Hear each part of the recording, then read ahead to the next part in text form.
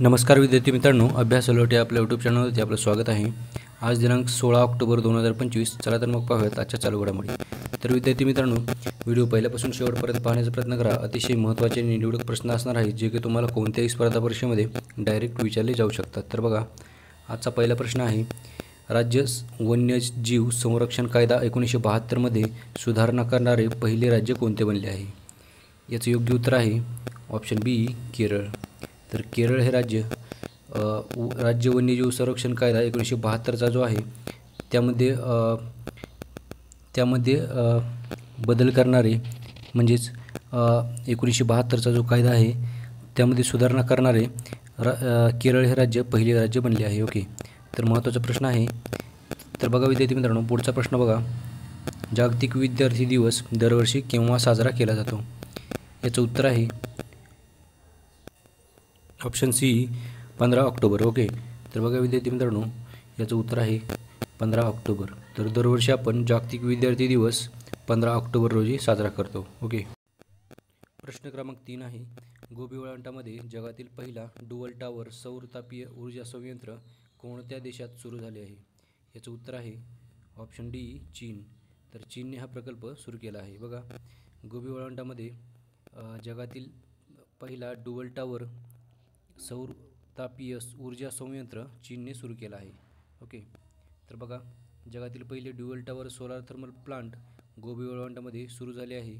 ते चीन देशातील गोवाझोऊ काउंटी गानसू प्रांतमध्ये आहे। ओके, तर बघा, हे संयंत्र चायना 3 जॉर्ज कॉर्पोरेशन द्वारे तयार करण्यात आलेले आहे व त्यात 200 मीटर उंच टावर्स असून सुमारे 27,800 वापरले आहेत। ओके, चला पुढचा प्रश्न आहे, प्रश्न क्रमांक 4 बघा, भारताचा पहिला सौर ऊर्जा संचालित चिमणी घर ज्याचं नाव आहे बन्नेरघट्टा बायोलॉजिकल पार्क कोठे बनवले जात आहे?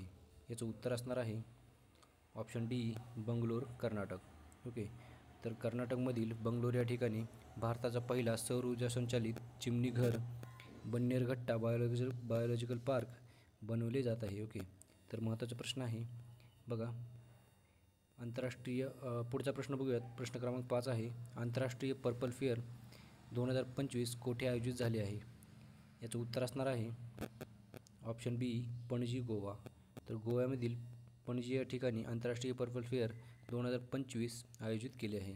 ओके, तर बघा, international purple fest 2025 Goa, Bharat येथे आयोजित करण्यात आले आहे। हा पुरस्कार 9 ते 12 ऑक्टोबर 2025 या कालावधीमध्ये आयोजित केला गेला आहे। या फेस्टचा उद्देश म्हणजे समावेशिता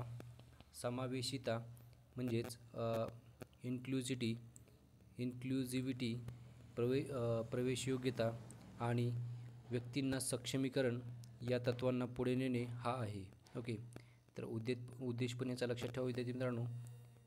चला पुढचा प्रश्न आहे, प्रश्न क्रमांक 6 बघा, अरुणोई 3.0 या योजनेचा शुभारंभ कोणत्या राज्य सरकारने केला आहे? तर बघा, अरुणोदोई 3.0 या योजनेचा जो शुभारंभ आहे तो नुकताच आसाम राज्य सरकारने सुरू केला आहे। तर बघा, याचं उत्तर आहे ऑप्शन ए, आसाम।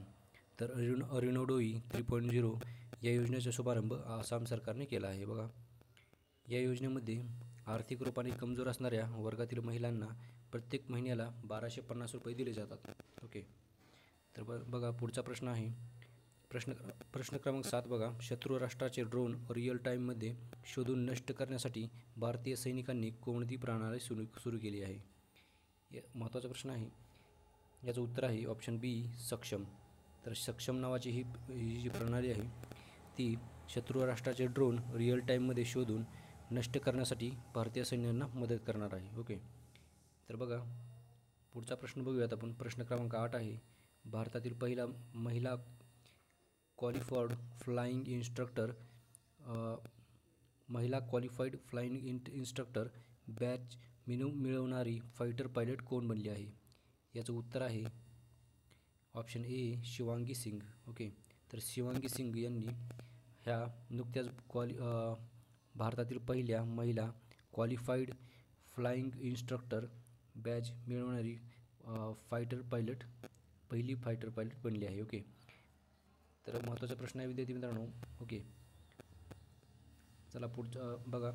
शिवांगी सिंह यांचा परिचय थोडक्यात पाहूयात आपण.